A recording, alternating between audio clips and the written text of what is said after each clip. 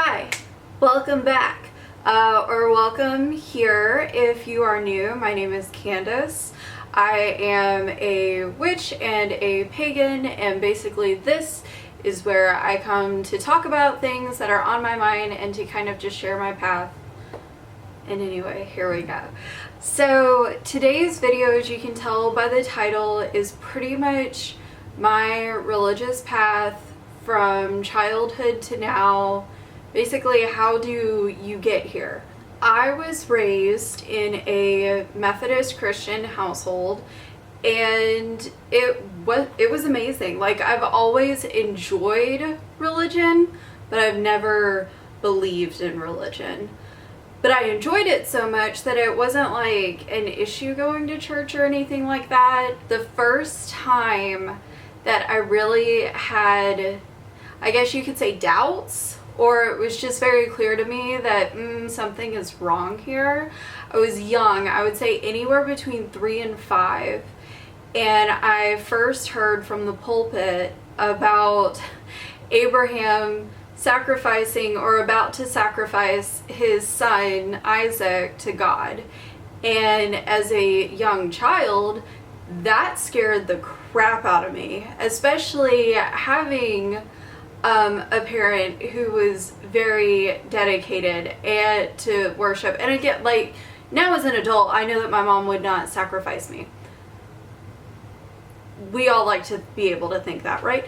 But as a very young child hearing this, I'm like, whoa, that's not right. Like, that was where the light bulb clicked on, and I was just immediately, anything else after that for years and years to come, it just wasn't for me. I faked it a lot. I tried to force myself into it a lot, especially like growing up in small town Tennessee.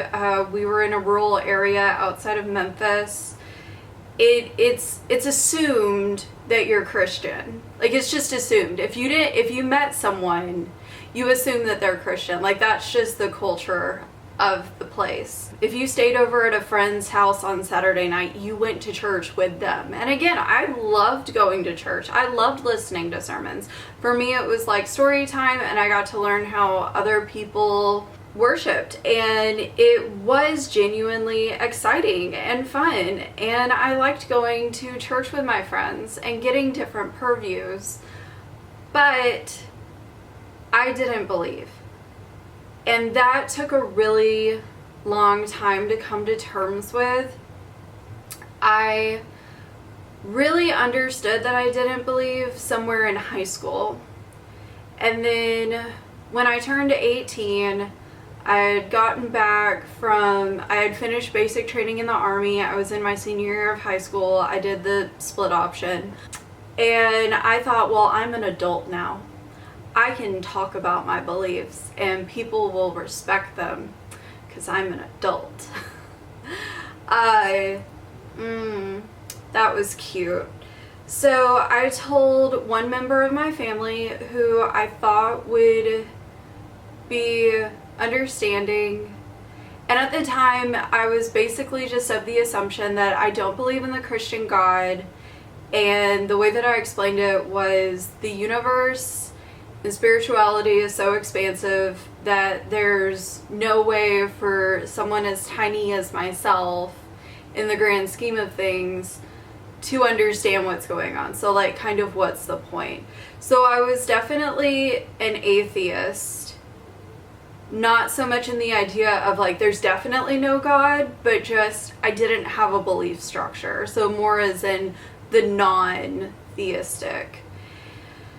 So that didn't go well. Yeah, I got berated. I got yelled at. I've been yelled at by multiple people, multiple adults, when I tried to just express that. Like, I wasn't even saying things like, I worship the devil, I'm worshiping another religion. It was just, I don't understand, and I'm not willing to claim Christianity at this time. Like, that was like the bare bones minimum of what I was saying. Fast forward, I marry a guy, not the guy who I'm currently married to, Him and I got married very young. We were 19. We ended up getting divorced 2.5, 3 years later. But he is Catholic, and I didn't care about my religion. I actually found a Catholic church near us for us to go to, and I quite enjoyed it. And I wanted us to be able to have we wanted to be able to have a formal wedding in a Catholic church because his parents didn't know that we had gotten married. I'll make this story really short. And we wanted to basically convince them that we had gotten married the proper way in a Catholic church. And like I said, I did not care about my religious label at all. So I was like, okay, well, I'll just convert to Catholicism and then we'll do the official ceremony in the Catholic church. Bada bing, bada boom, no problem. And I enjoyed going. I can't even remember what those classes were called. There's like a specific name for the classes that you take to convert to Catholicism, but I can't remember it off the top of my head. But anyways, so I enjoyed going to those classes. I would go once a week, every week. I think it was supposed to be for like 9 months or a year. It was for a really long time. And I went for about 2 to 3 months. Really had a great time.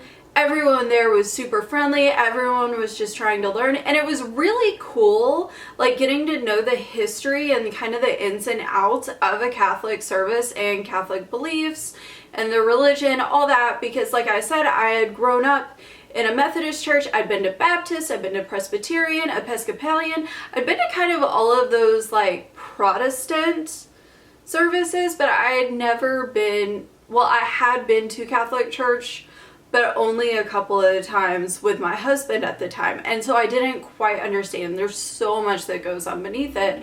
So I was genuinely enjoying going.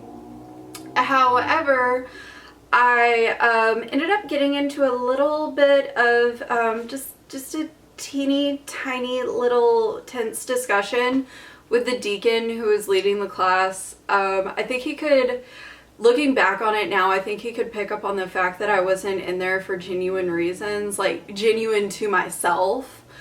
And I remember him asking me basically like, okay, well, you know, what are you here for? And we're having a one-on-one talk.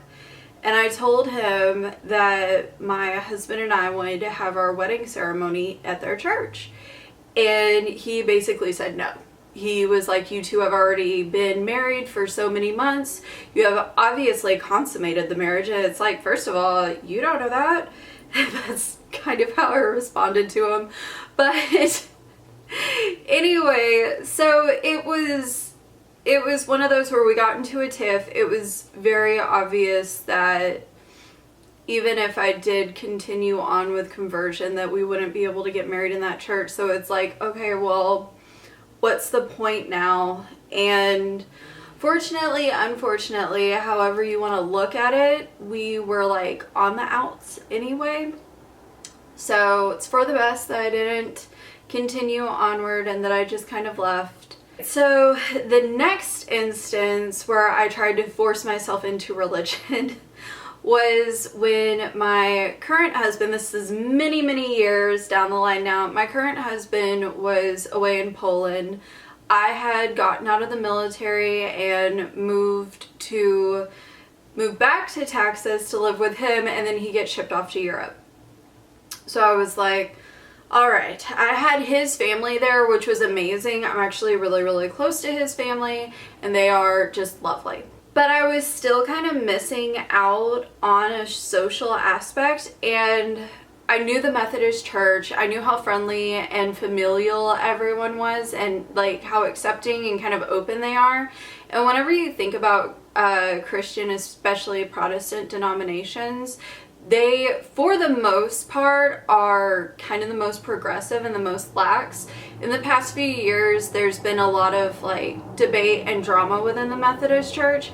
However, for the most part, they are super accepting and very progressive, while also being a bit traditional. So it's just an interesting denomination. So I found a local Methodist church close to where we lived, started going there, super enjoyed it, made tons of friends. They had a young adult group that I enjoyed speaking in. Like, they were open to all sorts of ideas. Like, we talked about what hell is, what if hell doesn't exist, what if hell is a metaphor. Like, we had some really awesome open discussions.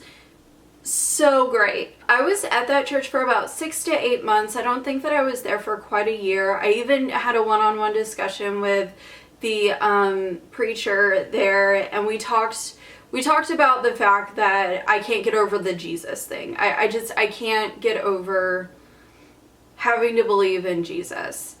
A lot of other Christian things I can find a way to get by. That's one that I can't. And we had a good discussion about that. And I was still going to the church at least once a week, usually more than that, because I needed that community aspect. I also volunteered for their vacation Bible school, helping the kids around and all that good stuff. I had gone to vacation Bible school growing up, so I kind of knew the ropes for that. And then I was volunteering also with it's like a teenager version of vacation Bible school. And there were things that were said there to the teens that really hurt my soul. And it was coming from older members of the congregation, which I understand a lot of those outdated ideas are like going away in the church, and I think it's a good thing. But there were just some very problematic things that were said. And this was an outlier. This was not like something that everyone believed, but also no one went against it. And after that, I just didn't go back. I didn't want to spend any more of my spiritual energy in a place that I felt unconnected to. So, all right, so after that, I was thinking to myself, okay, I've got to actually find something that fits. And up until this point, for about 10, probably more than 10 years, I had been dabbling in witchcraft, paganism, spirituality, new age, things of that sort. But it was always a dabbling. It was never something that I had fully dedicated myself to. I had owned and read tons of books. I always felt drawn to that, but I couldn't commit to it. And I also didn't feel comfortable aligning myself with something that I knew so many people would hate, like genuinely hate.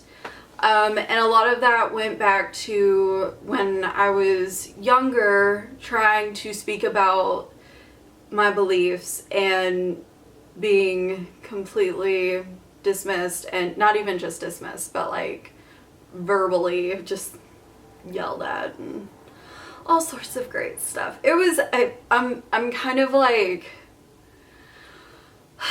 I'm being vague for reasons. I don't want to get too much into the details of it, but it was very traumatizing. And so I was still very, very scared that if I committed to this, that it would be ostracizing. And then the other part of that is I still have a hard time as a skeptic and as someone who likes to have proof for things, who really holds scientific evidence to a high esteem. It's still hard for me to get on board with a lot of things, but that's okay. I've come to realize that I don't need to be on board with all of it. So I decided to just kind of dive headfirst into this. And I found a circle that was close to me, and it took me, an eclectic circle. It took me a year to, between like finding the group and going to the group. Took about a year. By the time that I finally went there, fell in love with all of these people immediately. I felt like the things that we were talking about actually spoke to me, and that I could speak to them as well. And it just made sense. And it was such an open, honest, vulnerable, but like in a good way environment. And the concepts that we discussed were things that I internally believed. And it was in that moment that I was kind of like, okay, this is it. Like, I knew for sure. I didn't have any more doubts. I just knew for sure. And this was 2 years ago now, a year and a half, about a year and a half ago. I got my husband to come with me a few times because I did want to do like larger events with these people, and we had like Wednesday meetups that we would go to and just sit and talk with each other. So I wanted him to come to those so that he would know these people before we went like to our overnight camping trips for Samhain, Yule, all that. My husband truly enjoyed it. It allowed us to have some really great conversations and for him to kind of get a better idea tangibly of what it is that I believed, so that he could kind of wrap his mind around it as well. And I miss them. I am genuinely in love with those people. Like, the friends that I made when I was in Texas, this is like an aside, but I felt so heartbroken moving away from them. And as someone who was in the Army for 10 years and had to move like a lot and had friends moving a lot, this was kind of the first time where I felt truly heartbroken having to move, because it wasn't like it was the military's fault, but it was my husband's orders. But anyway, so I've found my circle, I have found my path, but I'm well read, I've done my research, I've done some work on my own and with this great group of people. I've moved somewhere else now. We're in the middle of COVID, so I can't like really go and find another group. Everyone's online. That's just weird and awkward. I don't even like doing video chats with my family or my husband. Like, honestly, it's just weird all around. Like, okay, well now I gotta do solitary work, like, for sure. I felt a lot of imposter syndrome, which I spoke about in a couple of videos back. I still feel it a little bit, but I was just feeling it so hardcore because, again, where I grew up at, a lot of the people that I know just assume that you're Christian. And I felt a little bit like a liar living in this. I felt as though I needed to not really come clean. And again, I don't like the use of the term like coming out in this instance, but I needed to be honest and I needed to be upfront and forward about it. So I created this super long Facebook post, and I think I put it on Instagram too, but it was basically a little bit of a summary of what I've already said in this video, and this is who I am. This is what I believe. If you disagree with it, feel free to ask me questions. I'll answer them to the best of my ability, and I'm still growing in this and I'm still figuring it out. And I got so much overwhelming support and love from so many people. It was crazy. It was amazing. I went back about a month or so later and looked at that post and a couple other related ones that I had posted afterwards and realized that the love and support that I got was only from my chosen family. So my friends and people that I had worked with. Not so much my actual family, which did hurt, but I hadn't received any direct negative feedback. My husband did a little bit. Since him and I do talk about these things so often, he was able to discuss it and pretty much convince them that I'm not doing anything evil, that I haven't gone crazy, that I'm not going to ruin my career. Like, there were a lot of concerns from a couple of people on my husband's side, but honestly, I thought he got more defensive than I did. Like, I kind of understood where their concerns were coming from, and I think he was so defensive for me, but that's why he's my husband and I love him. I think that that's it for kind of my religious journey, how I got here. I feel as though I left things out. It's so hard to talk about these things. Like, I've been alive for 31 years and that's a long time and a lot of change has happened. But if you have any questions, comments, whatever, feel free to leave them in the comment section down below. That's creepy, don't do that. And also, I'm going to have sort of a part 2 and part 3 to this as well. Part 2 is going to basically be what is magic, what is witchcraft. That's coming out next week. And then part 3 is what is the purpose of Part 3 is what is the purpose of this channel. And so that's going to kind of talk more about the future. Yeah, I don't know. Anyway, thank you so much for watching, especially if you made it this far. Please like, comment, subscribe. I come out with a new video, I almost said movie, a new video every Wednesday morning. I've done it for 6 straight weeks.